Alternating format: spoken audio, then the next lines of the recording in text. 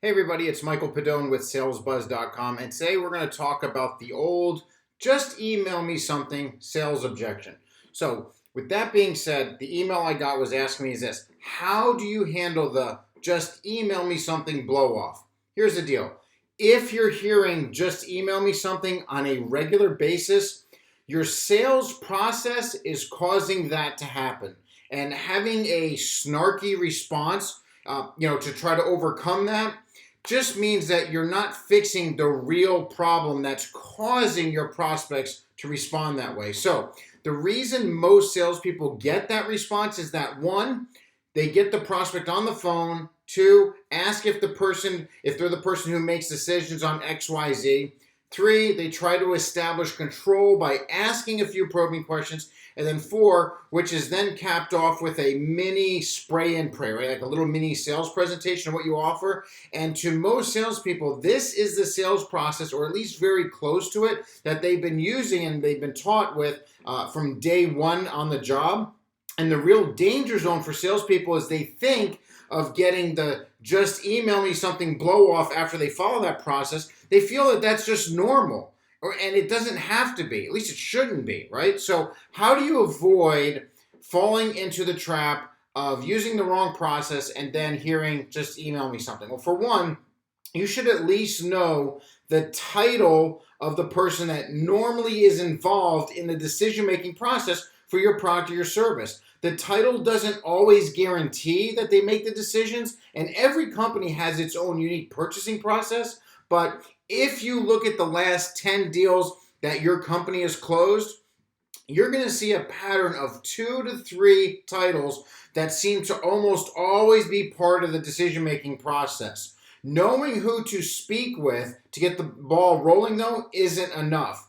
You also need to know the what's in it for them value statement. So calling, even if you get the right person on the phone and saying, we can help you save time and money by blah, blah, blah, that's not going to go ahead and help you get to the next level and avoid the just email me something, right? That's going to be darn near what every other salesperson says. They say something similar to that, so you're going to sound like everybody else. You need to separate yourself from the rest of the herd by piquing their interest in the first few seconds of the call. So what I'm saying is, even if you have the right person and they answer the phone and you get them on the phone, if you sound like everybody else of all the other 50 cold calls they're getting that day, you're still going to hear, just send me some information. So you really need to have that what's in it for them. You need to separate yourself from the rest of the herd by piquing interest in the first few seconds of the call. And you do that by having an opening value statement that hits their hot buttons. You want to agitate that pain or scratch that itch. So once you've passed the opener, you're going to want to deep six the controlling, probing questions that you've been taught to ask. All right? Instead of asking probing questions, start asking engaging questions. You want to have a conversation, not an interrogation. All right, now, some of you are going, okay, great. I get them on the phone. I got the right person. I start asking them some engagement questions. But what if they still say, just email me something? Here's the deal. If you're executing the advice above correctly and the just email me something blow off, it should no longer be a factor. But occasionally, if you still get it, here's the deal. If you hear it while you're working on perfecting the 3 steps above that I just mentioned, here's what you're going to want to do the next time you hear just email me something. 1, agree with them. This is going to drop their guard. Okay? Say, okay, no problem. Their guard drops. 2, confirm their email address. And then, if you want, add them to a drip marketing campaign, but at least confirm their email address to know what to send to them, right? 3, plant a seed.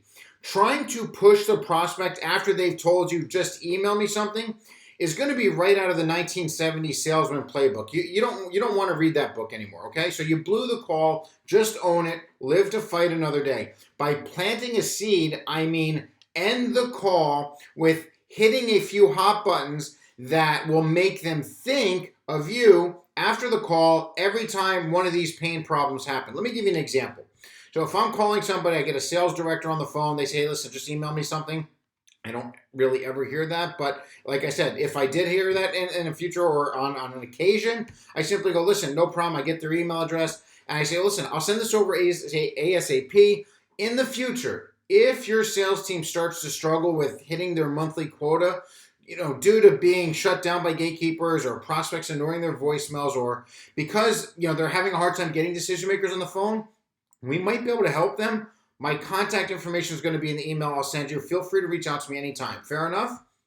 Prospect's like, oh, okay, sounds great. Now, you end the call, you send the email, and you move on to the next prospect. And if you're using tools such as Yesware or Outreach or any of those other type of sales enablement tools, a lot of times what they'll do is they'll notify you not only when they looked at your email and opened it, but if you have the right marketing automation tools in place, it'll also let you know if they go to your website and check out a couple of pages, you'll get notified. And you know what? It's a perfect time to pick up the phone and reach out to them, and then use that opening value statement. It's going to warm them up again. Hit those pain points and hot buttons, get the conversation going. You're going to start having a lot more conversations, less interrogations, and you won't hear that just email me something blow off if you fix the root of the problem. Hope this helps. Take care. We'll see you next time.